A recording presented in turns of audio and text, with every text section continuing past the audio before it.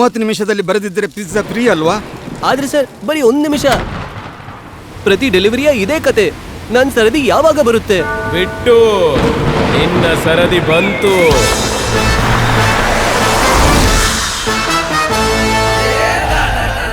ಟಾಟಾದ ಹೊಸ ಏಸ್ ಪ್ರೋ, ನಿಗದಿತ ಬೆಲೆ, ದೊಡ್ಡ ಕೆಲಸವು ಮಾಡಿ ಈಗಲೇ. ಹೊಸ ಏಸ್ ಪ್ರೋದೊಂದಿಗೆ ಈಗ ನನ್ನ ಸರದಿ.